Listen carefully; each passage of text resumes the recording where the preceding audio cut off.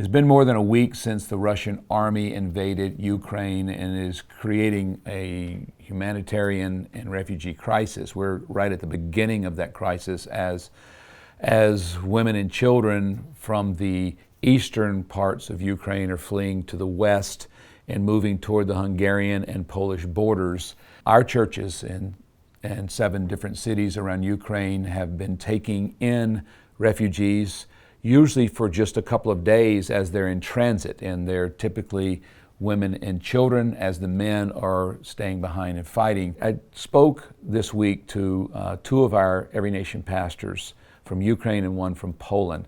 And so I want to just let them speak for themselves. Pastor Oleg, one of our Ukrainian pastors, and Pastor Igor, another one. And then we'll hear from Pastor Shimek, who's in Krakow, Poland, and they are taking in as the refugees are heading toward the Polish border.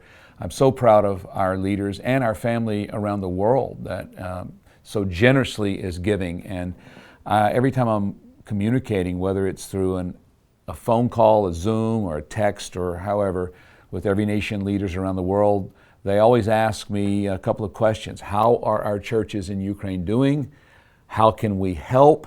How can we pray? And so this is at least trying to provide some answers to those questions.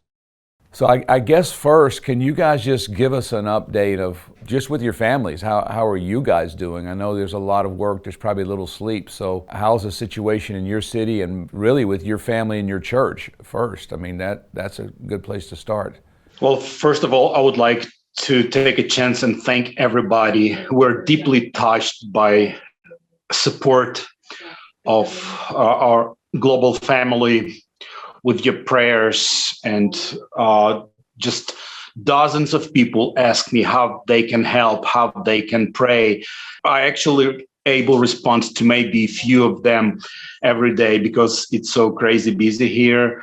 But just know I'm not ignoring you, and each of us, we appreciate it. And I spread the word about your support to those who are not aware of that, and it encourages people. It strengthens our spirit when we know that people are standing with us in prayer, in faith, encouraging us, ready to help any way they can. Personally, we are doing fine, except for trying to adjust to new reality and learn to live a new life. We are safe because we live in Western Ukraine. We have sirens every day, a few times a day when we have to run and hide, but we don't have bombs falling on us. So we are grateful for that.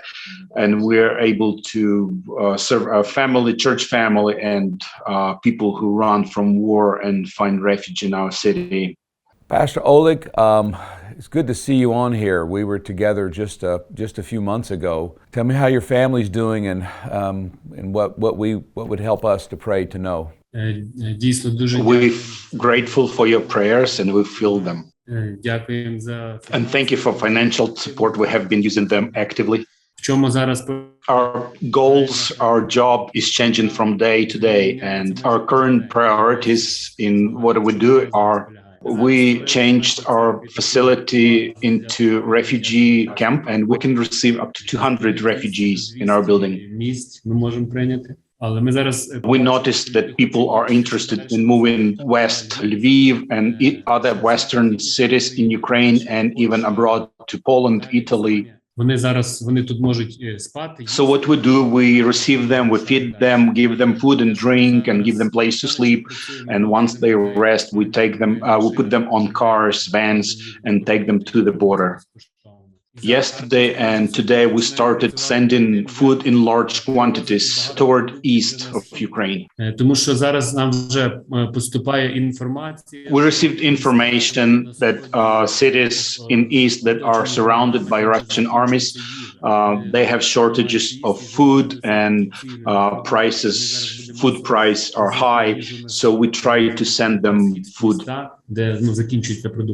Тому ми сьогодні зв'язані. So we connected with pastors all over Ukraine and created one database and put together all the information where we can pass the humanitarian aid from one to another and move it toward the east. Today, one of our brothers from the church is taking his van to go to Kiev to evacuate children. І також з нашої церкви There are 16 young guys from our churches here, love and healing churches, that have been drafted to the army and go to fight to the front. Shemek, I know that you are overwhelmed. I've read that there are up to 500,000 refugees already in Poland and that they're pouring across the border, and that will continue. How are you and your family coping with that? I know you just I don't know if you can show us, but you just showed us a moment ago your office where you have beds in there now waiting for refugees to sleep right there next to your desk where you do your work. So how is your family doing with this? How is your city, Poland? What can we do to help? My family is okay. We're safe. Obviously, here in Poland, we got a mixture of feelings. On one hand, everybody is thinking, will the war spill over from Ukraine to Poland? My home turned into a call center. My wife, together with our leaders, administer and coordinate offers of help with requests to get help, texting, receiving calls from Polish people who offering apartments, help, offer rides. Our church people are on a standby, going to bus station at 2, 4 a.m. sometimes to look for people they had never met. I am shocked, looking in a positive way, looking at my city. My whole city on day one got mobilized. I don't think I've ever seen my nation like that. Our city gathered on the first day 150 tons of supplies for Lviv. We've been praying that in all this chaos, Holy Spirit would overcome the chaos and arrange and link people so the resources would not be wasted but would make the biggest possible impact. And we've been seeing stories that seems like God is answering our prayers. You know, this Charles Dickens quote from The Tale of Two Cities, it was the worst of times and the best of times. It is a little bit like that here in Poland. With you guys in Poland and in Western Ukraine, Igor, do we already have refugees in the church now? Are they?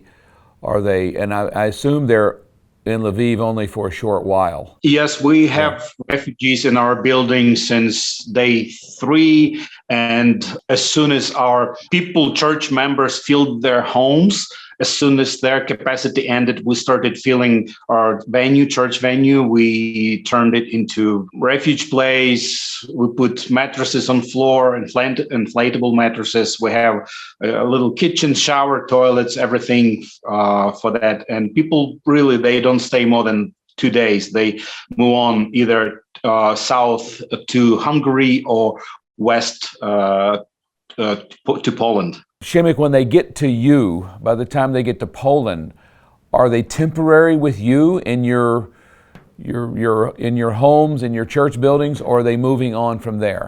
Both. So we've created a database, and it's not just contacts from people who are willing to offer help, but we've got all the information. Who do they willing to receive? Is it just a single person? Is it just a mom with a child? What configuration of genders, children ages, for how long? Yeah. So it's really complex. Some people want to make a stay here. So people in Krakow are willing to give apartments for free for a month, 3 months. So it's both. People want to transit and some people want to stay. And I can tell on the streets that our city is more crowded. There's way more people on the streets. It's tangible. Shemek, what would the number one prayer request be for you there in Poland? Knowing the condition of human soul, there are unavoidable tensions in the coming weeks and months. Culturally, Polish people and Ukrainians are close, but we are different. The world has changed. We don't know to what extent and for how long, but it's different. And it will be different for some time. The prayer would be that God would give peace here in Poland, so we will be able to readjust this new situation and, for the lack of a better word, to make most of it. I really am praying for blessings and waking up and sobering up and revival coming out of the situation. Any last thing that any of you want to say to our Every Nation leaders around the world, whether it's a testimony, a prayer request, or anything you want to say? Yes, I would like to remind us that even though there is terrible physical suffering, this is also a spiritual war. I believe this is the war against the gospel that flourishes in Ukraine and threatens the darkness to spread all over the Europe and all over the world. This is a spiritual battle, and we'll win because the whole world prays, and God hears people. Thank you for praying. Ну, хочу подякувати I would like дуже to thank you потужно. because Ми we відчуваємо, feel your strong prayers. Ми дійсно знаємо, що це духовна війна. Це не We know this is not a simple war. This is spiritual war as well for the hearts and soul of people. І Україна у нас And we believe God has special place in His heart for Ukraine. Yeah, I just wanted to say that in times like these, you can tell the difference between being part of an organization or being a part of a spiritual family. You've been guys amazing, the support and mobilization. So I'm grateful to God. Thank you. Man, I want to close with my prayer for you, especially the Ukrainians, is from Psalm 23, verse 4 through 6. And I just want to read it as a prayer, and this is what we're believing for you. Even though I walk through the valley of the shadow of death, I will fear no evil. For you are with me, your rod and your staff, they comfort me. And my prayer is that the people in Ukraine will feel God's presence. Even the non-believers, as they walk through the valley of the shadow of death, they will feel and sense the presence of God as those refugees come into our churches and into the homes of Christian people who take them in.